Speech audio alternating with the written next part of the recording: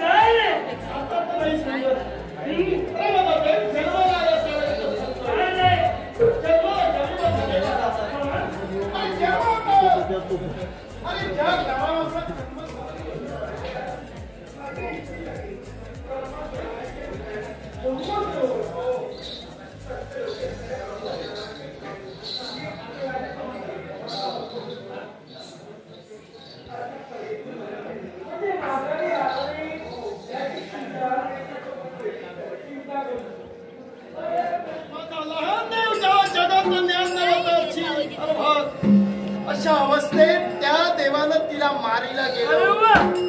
इथं पहा माझ्या देवाची लीला किती महान आहे. मोठेपणा सांगतोय आणि तू तर तुझ्या देवाचं मोठेपण सांगतोय. माझ्या देवाबद्दल मला स्वाभिमान. तुझ्या देवानं असं काय उजेड काय उजेड लावला, काय लावलं? तुझ्या देवानं काहीच नाही. म्हणे बालपणी पुत्राला मावशीला मारिलं. अरे माझ्या देवानं काय केलं? काय केलं? अरे गृहस्थी असताना त्या ठिकाणी विश्वाच्या हातात पडत होते. सर्वांना कष्ट करून तिला सोडलं. अरे त्या ठिकाणी मग राक्षसीचा एका क्षणात एका बाणात त्याला घात केला. तो माझा देव श्रेष्ठ. गुरुग्रही असताना म्हणजे बराच मोठा होता, माझा देव लहान होता. मोठाच म्हणून काय अरे झालं? तो एवढ्यावरच देव थांबला नाही. अरे स्वतःच्या मामाला मामा म्हटलं नाही. ज्याने अनेकांना मारण्याचा प्रयत्न केला, त्या स्वतःच्या मामाला विश्व कल्याणासाठी मारिलं. असा माझा देव या जगात मोठा आहे. त्या देवानं कुणाला मारलं रे? अरे चौदा चौकड्याचं त्याचं राज्य त्याने देवाधिका नाही हादरून सोडिलं. तेव्हा त्यानं विजय मिळविला. एवढंच नव्हे, स्वतःच्या गायानं त्याने स्वसमोर महादेवाला प्रसन्न करून गेला, आत्मसात घेतलं. असा तो लंकाधीश रावण त्याच्या कुळाचा नाश त्यानं केला. म्हणून ते मोठं नव्हे, तेवढे पराक्रम माझ्या देवानंही केले. आणखी सांगतोय काय ते आता ते सांगणार ना, ते ऐकल्यावर तुला नक्कीच वाटेल तू कुठेतरी कमी आहे. याचं कारण कोणतं? माझा देव. अरे माझ्या देवानं सामान्य नव्हे अनेक लीला दाखवल्या असतील. त्यातल्या त्यात मोठी लीला सांगतोय तुला. 16 सहस्र 108 बायका, एवढ्या बायका माझ्या देवानं केल्या. एवढ्या बायकांना सांभाळतोय आणि एवढ्या बायका करूनही आणखी महत्व सांगतोय. एवढ्या बायका भोगूनही माझा देव ब्रह्मचारी आहे. तुझ्या देवानं काय केलं? मोठेपणे सांगतोय. मुळे 16 बायका बघून ब्रह्मचारी. हे काही कमी झालं? काय सांगतोय? अरे या कुणाला 2 लग्न केल्यानंतर डोई नड होत आहे. अरे माझ्या देवानं किती सांभाळली हे पहा. यापेक्षा माझ्या देवाची मान्य आहे. काय म्हणू? अरे जगात जरा त्याचं नाव घातलंय. तो माझा प्रभाव एक बळी, एक पत्नी आणि एक वचनी. कधी त्याला आपला शब्द फुकट घाललेला नाही. असा माझा देव. अरे माझा देव कुठं आणि तुझा देव कुठं? स्वतःच्या देवाचं हे मोठेपण सांगतोय. साधारण मला सांग, या यातलं काही अस्तित्व दिसतंय अस्तित्व म्हणजे मोठेपण सांगावं. तुझ्या देवाचं माझा देव सत्य आहे. सध्या सत्य आपल्याला दाखवतोय. बरं. तुझ्या देवाच्या बाबतीत तू बोलतोयस ना. हो. एखादी अशी गोष्ट घडून गेलं तर नको. सत्य काय दिसणारं अस्तित्व आहे सांग. मान्य करू शकतोय. अस्तित्व माझ्या देवाचं तुला पटवून द्यायला काय हवं. अस्तित्व आहे तुझ्या तुला देवाचं? घडून दाखवायचे. मग आई हा समोर दिसतोय तो काय दिसतोय हा समोर सागरावर दिसणारा सेतू दिसतोय. हा सेतू आहे कशाचा आहे कशाचा? हा पाषाणाचा सेतू आहे म्हणजे दगडाचा. दगडाचा आहे आणि हे दगड सुद्धा या पाण्यावर तरले याला लीला कुणाची म्हणावी तर माझ्या प्रभूची. अरे राम नामे जे दगड तरले सागरी तो सेतू अद्यापही आहे हे सत्य आहे. काय मोठेपण सांगतोय फक्त म्हणून का या सागरावर हा सेतू बांधला. हा मोठेपणा का सांगतोय. नाही अरे हा सेतू म्हणजे दगडाचा बांधत असताना हा परत कालावधी घालवला. अरे कालावधी गेला म्हणून काय झालं कसला मोठेपण सांगतोय. मोठेपणा आहे याचं तुम्ही. कारण सांगतोय. अरे मी जर त्यावेळी असतो आणि त्यावेळी ही जर वेळ आली असती काय केलं असतं तुमच्यासारखा वेळ लावला नसता. कोणते दिवे लावले अरे असते क्षणाच्या निमिषार्धात तुमच्यासारखे जास्त दिवस घालवले नसते अरे वा. किंवा इतर कुणाचं साह्यही घेतलं नसतं. एकट्याने तो सेतू अरे दगडाचा नव्हे तर नक्कीच माझ्या धनुर्विद्येच्या योगावर बाणाच्या योगे करून सेतू बांधला असता. एवढा वेळ लावला नसता. तुला काय वाटलं आमच्या सैन्यात धनुधारी कोणी नव्हतं की का अरे तुझ्यापेक्षा धनुधारी होते पण हा दगडाचा सेतू का बांधला गेलाय. अरे माझ्यासारखे अनेक मराठ वैरण सैन्य असताना माझ्यासारख्यानं एक जर तुझ्या बाणाच्या सेतूवर उडी टाकली असेल तर तो मोडून गेला असता. काय म्हणाला? माझ्या सरकारनं एकाच उडी टाकली असेल तर तो बाणाचा सेतू केव्हाच मोडला असता. एवढं सामर्थ्य तुझ्यात आहे. पायामुळे वेळ नको. म्हणजे आता प्रचिती प्रतिज्ञा इथं प्रचिती घेऊया. याचं कारण सांगतोय. मी आता सेतू बांधू शकतोय. आता सुद्धा बांधू शकतोय. मी बांधलेला सेतू तू मोडून दाखवला पाहिजे. तू सेतू बनावा आणि मी तो मोडावा हे माझे शब्द आहे. शब्दानं नको तर? प्रतिज्ञेनं. प्रतिज्ञा मी प्रतिज्ञा अगोदर करतोय. मग सांग मी बाणाचा सेतू आता इथं बांधणार. हा? मी जर सेतू बांधला तू जर तो मोडलास हा? तर हा पार्थ त्या प्रतिज्ञेला प्रमाण ठेवतोय. कोणत्या तऱ्हेचं प्रमाण तू मोडूच शकत नाही. वर पण समजा जर तू मोडलास तर हा धनुर्धारी पार्थ क्षणाचा वेळ नव्हे तर अग्नी देव्या बंधन हे करेल. सत्य हे प्रतिज्ञेला प्रमाण. आता मला सांग समजा सेतू तू मोडलास हा? मी अग्निभक्षण करेल. बरोबर आहे. समजा सेतू मोडला नाही तू काय करणार आहे अगोदर मी सांग. जर सेतू मोडला नसेल तर तुझ्या सेतू मी बंद करेल.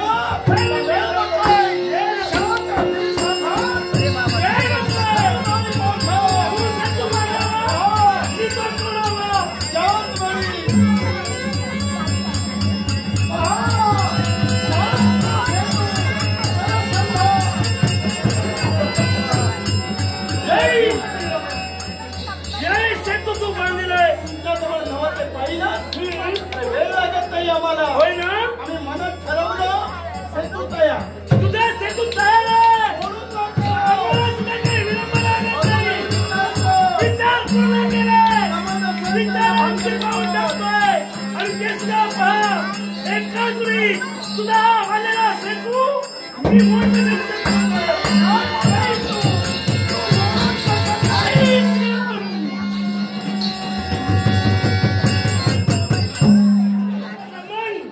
त्याला थांबू नका.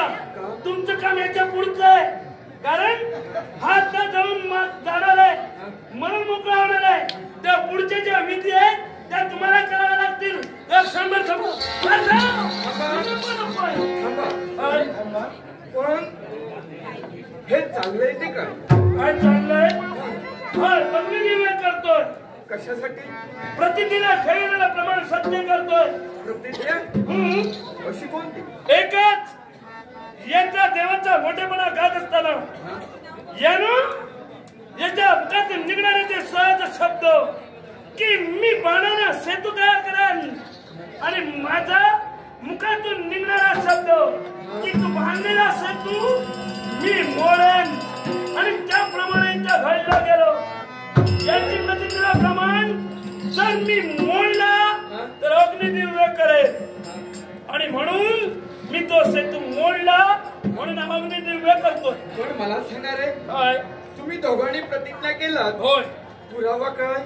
पुरावा हो, पुरावा कशाला हवाय? तुम्ही दोघांनी प्रतिज्ञा केलात. हे बरोबर. पुरावा काय काय? माहितीये, शाबास. आम्ही दोघांनी प्रतिज्ञा केली. हा? आमचंच नव्हे, कुणी असू दे, दोघात ठरवतात ते खरं नाही. ए, त्याला साक्ष कुणीतरी तिसरा हवा. मी अग्निदिव्य तयार आहे मारायला. करावं लागतं म्हणून माघार मी घेतोय. तयारीत केली होती माझी. वा, पण कुठंतरी श्रेष्ठ ब्राह्मण सांगतायत, त्यांचा प्रश्न राहतय. वा. दोघातील प्रतिज्ञा साक्ष कुणीतरी तिसरा हवा. मग अशी नाही तुझी इच्छा सर. ठीक आहे, मान्य मला काय आता मान्य करतोय. म्हणजे त्याला साक्षीदार कोण? आता तुम्ही दोघे जण आहात. होय. आता याला साक्षीदार मी तिसरी आहे. व्यक्ती कोण आहे? मी. तुम्ही हा. तुम्ही हो. ब्राह्मण वंदनी. ब्राह्मण वंदन. आणि ते ब्राह्मण म्हणतात की साक्ष मी मरायला तयार आहे. हो तरी पण जर त्यांच्या इच्छेप्रमाणे पुन्हा ही सुरुवात करावी हो. तरी सुद्धा मी तयार आहे. मग जर असं असेल हो. ब्राह्मण हा. तुमची साक्ष आज आम्हा दोघांच्या प्रतिज्ञेला असेल तर विलंब नाही, आम्ही काही कमी नाही. म्हणजे हे साक्ष हा. पुन्हा सुरुवात. पुन्हा सुरुवात. हे नको बाजूला. मग वेळ नको. हो दे सुरू. ब्राह्मण जरा पुढे राहा. ब्राह्मण साक्ष आहे. ब्राह्मण साक्ष. जेव्हा साक्ष तेव्हा. हो.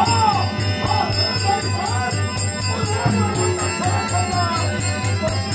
जय श्रीराम. वा. यावेळी जाऊ. यावेळी तुला मी आज्ञा करतोय. जाऊ. सेतू बांधून ठेवा. विचार करणे आता उडी घे. ए, साक्ष आहे. घाबरणाऱ्या मी नव्हे. होऊ दे सुरुवात. अजून एक तेवढं थांबा.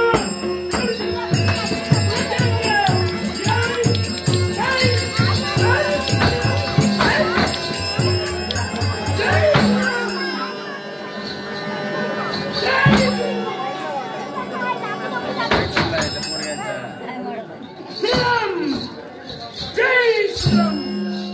काय झालं?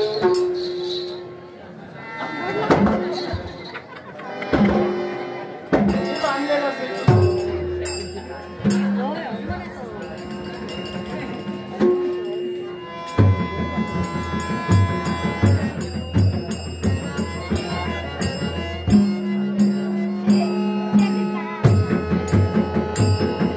काय झालं? सेतू मोडला? सेतू हा.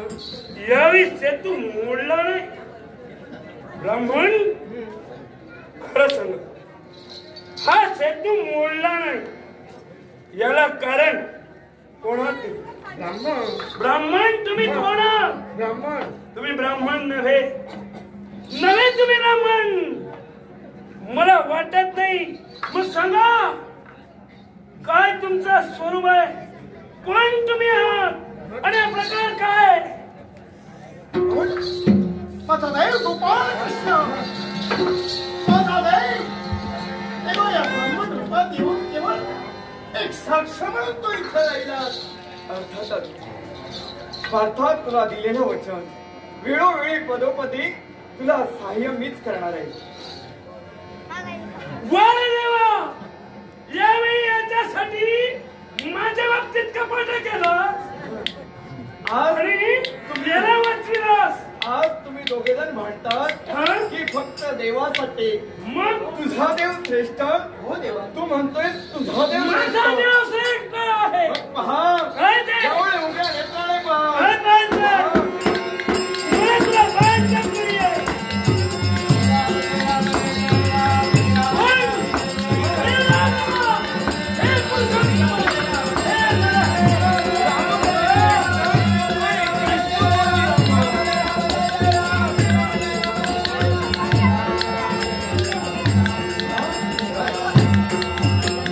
खऱ्या स्वरूपाची ओळख आम्हाला आज तू परिपूर्ण केलं. तुझं रामरूप आज मला दर्शन दिलं. धन्य धन्य झालं. पण अरे राम तोची कृष्ण आणि कृष्ण तोची राम. तो हे एकच आणि उगाच तुझ्या माझ्यात हे भांडण झालं. खरंच आहे. देवावरून भांडण झालं. पण पर्यायी कोण असेल तर ज्या देवाचं मोठेपण मी सांगत होतो, ज्या देवाचं मोठेपण तू सांगत होता, पर्यायी तो देव म्हणजे एकच आहे. देवा. अशा वेळी तुझं आगमन झालं आणि केवळ दोन्ही भक्तांना वाचवण्यासाठी एका ब्राह्मण रूपात येऊन वाचवण्याचं कार्य तू केलं. देवा प्रतिज्ञा केली. प्रतिज्ञेच्या शब्दाला आज प्रतिज्ञेला प्रमाणित ठेविला गेलो. त्यार्थी पार्थानं आपली प्रतिज्ञेला ठेविलेलं प्रमाण सत्य करण्यासाठी तत्पर झाला. तर मग माझे सुद्धा शब्द आहे. मी प्रतिज्ञा केली, त्या प्रतिज्ञेला ठेविलेलं प्रमाण मला सत्य करायचे. देवा या ब्राह्मण वेशात येऊन तू तुझ्या सुदर्शन चक्रा करवी आज या सेतूचं रक्षण का होईना करण्यासाठी तत्पर झालास. आणि तो सेतू माझ्याकडे बोलता नाही. इथंच माझ्या वाणीला कुठेतरी बाधा येते. आणि म्हणून प्रतिज्ञा असत्य ठरल्या कारणानं मला प्रतिज्ञा ठेवलं प्रमाण ज्यावेळी सत्य करायचंय. मग देवा ज्या प्रतिज्ञेच्या प्रमाणाला मी सांगितलंय की पार्था त्या सेतू माझ्या हातून मोडला नसेल तर तुझं काश्यत्व मी स्वीकारेन. माझी प्रतिज्ञा ठेवलेलं प्रमाण मला सत्य करायचं. ही प्रतिज्ञा मी सत्य करणार आहे. कोणत्या तऱ्हेने आणि ती कोणत्या तऱ्हेने असेल तर पुढील होणारं युद्ध ते कोणाचं असेल. कोणाचं? कौरव आणि पांडवांचं 18 दिवसाचं महाभारत युद्ध. आणि त्याच महाभारत युद्धात कैक शूरवीर पराक्रमी माझ्या पार्थासमोर येतील. म्हणूनच त्या पार्थाचा रथ मी स्वीकारणार आहे. हा सारथी म्हणजेच हा गोपाळ कृष्ण, त्या रथावरती रथी हा अर्जुन म्हणजेच हा माझा पार्थ, आणि त्याच भगव्या झेंड्यावरती हा माझा मारुती. हा या प्रकारात दासत्व स्वीकारावं लागेल. कृष्ण सारथी, पार्थ रथी आणि ध्वजस्तंभी हा सखा मारुती होय. म्हणजे अशा प्रकारे दासत्व पुरवणार.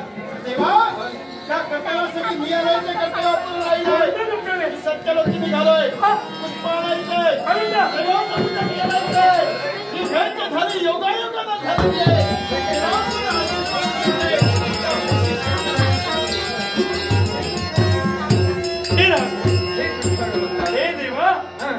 आपला आशीर्वाद असावा. ते कर्तव्य हाती घेतलंय ते कर्तव्य परिपूर्ततेसाठी विजयाचा आशीर्वाद तुमचा असावा.